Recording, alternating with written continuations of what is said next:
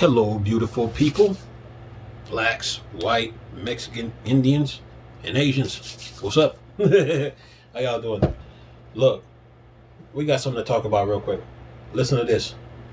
I've always told you guys that Sony is spotlight hoggers and attention seekers. And if they can't get those two, they always doing something shady to get it.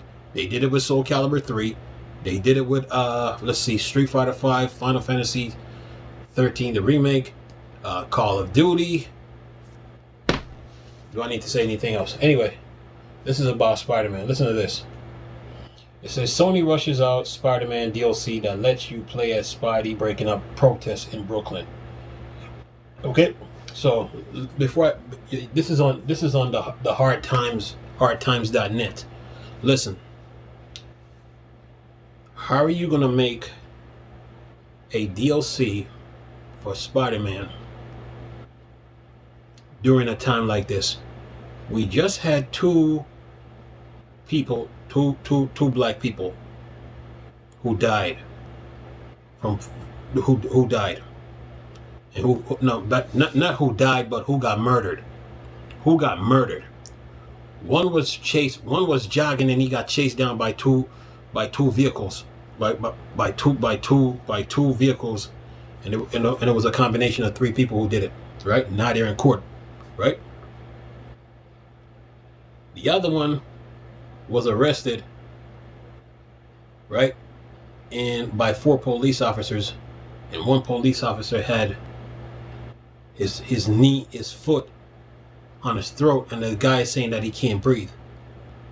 And you got the nerve to go make a DLC in a time like this, when it comes to the whole racism thing, and you got the nerve to have Spider-Man fighting protesters that's fighting for racial oppression and all this. See, this is what I call Sony being desperate for attention. But anyway, let me read this. Let me read a part of it. Let's see here. Where we at? It says Burbank, California. Insomniac Games have left track DLC for their hits PlayStation 4 game Spider-Man that let players control the costume hero as he aids the police in breaking up protests in Brooklyn. Whoa, did Mysterio send you goons? I dig the outfit, say Spidey in a trailer for the DLC as he dodged rocket blasts from protesters near Barclays Center. There's nothing about my job that I love more than locking up criminals. Spider Cop to the rescue. Lead developer explained that every character in the game is back. There's even an entire section of the game where players control the police officer Yuri Wannabe from the first game, except for Miles Morales, who developers said they ran out of time to work on. We're really excited about this update to the game, said creative director Stephen Rice. We have introduced a brand new feature to the game called Curfew Mode that I think fans are going to really like. After 8 p.m. in the game, Curfew Mode is activated and Spidey can just go to town, beat the crap out of random bystanders. That means innocent. Any New York City police cop is fightable. The DLC is set to include a variety of new side quests as well as full main. Wait a minute, I just messed it up.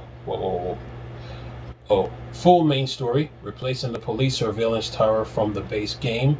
Spider-Man now helped the police set up landing pads around Brooklyn for surveillance helicopter. And it says here, let me say this.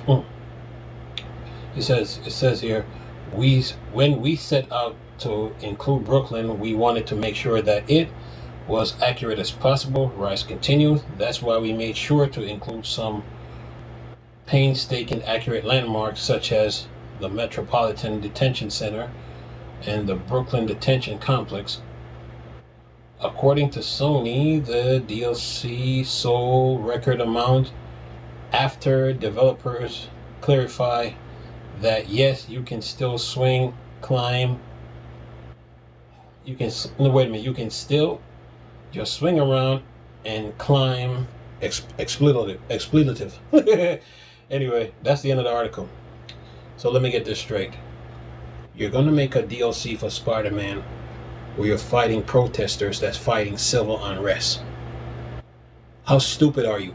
Then you got the nerve to say you can beat you can beat up on the cops. You can beat up on the cops that's trying to control the protests. And then you can beat up on innocent bystander. See, this is why I never played Grand Theft Auto. I had Grand Theft Auto what was it Vice City. I had San Andreas. I had Vice City and San Andreas. Until this day, I never played Grand Theft Auto and never will. Grand Theft Auto 4, Grand Theft Auto 5. I will never play none of them. Based on what I'm based on what I'm reading here, man. You're picking on people that's fighting civil unrest. You're gonna use a superhero to fight people that's trying to fight civil unrest. You got two people that just got murdered. They didn't die, they got murdered. One was gunned down while he was jogging. The other, 4 police officers had the man to the ground, and one of them had their feet on his throat. And you got the nerve to make a DLC about this? See, this is what I mean when I say Sony is desperate for they're desperate for attention, and they're spotlight hoggers. And if they can't get it, they will do something shady to get it. You're gonna make a DLC about Spider-Man doing what? When he's supposed to be fighting crime, not fighting innocent people, not fighting the police officers. And you're gonna fight protesters that's trying to fight civil unrest. See, this is why I'm glad I didn't get the PS4 till this day. I haven't even touched the PlayStation 4 since it came out. I'm glad I didn't get it. Till this day, I didn't touch it. I didn't touch the Switch, and I didn't even touch the PS4. I went with Xbox One this go around. But this is what I show you. This is what I mean when I say Sony is desperate for attention. This DLC makes no sense. It makes no sense. And I think with this DLC, the value of Spider-Man should go down.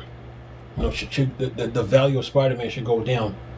You know, this is why I've always said when it came to superhero games that that Batman really changed. That Batman Arkham series really changed superhero games, because when Spider-Man was out, yeah, we had a whole bunch of Spider-Man games, but they weren't making any impact. Even the new Spider-Man game that was on the PlayStation 4 didn't make an impact. It really didn't. You can talk sales numbers all you want, but based from a player's perspective, like me, that game didn't do anything. It was the Batman series that took superhero games to another level. Not only that, the Batman game killed off two-dimensional superhero games.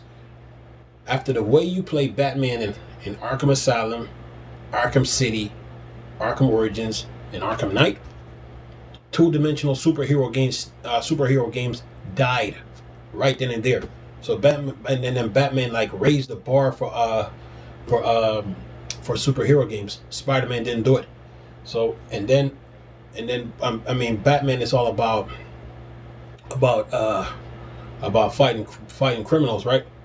But he doesn't use guns, or he doesn't use machine weapons or whatever. He just uses hands.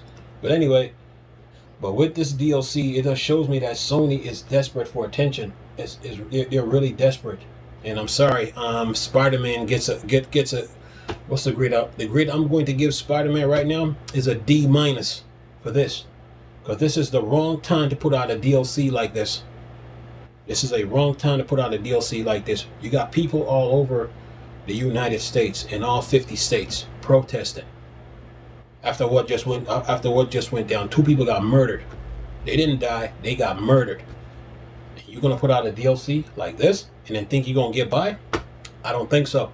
I'm not touching I'm not touching this Spider-Man game, and I never will touch it. Just because of this. I'm not even going near it. And it's a shame that Insomniac Games is this desperate to put out a DLC in a time like this, when you have the You got the coronavirus to deal with, but now you got civil unrest to deal with, and a whole bunch of other issues to deal with. This is not the time to put out a DLC like this, and this DLC should have never came out. This Insomniac Games is a joke, in my opinion. But anyway, let me stop. Nice talking to you people. It's Chris. You know it's a Star Wars and Star Trek thing. The dark side. I'm gone. Peace.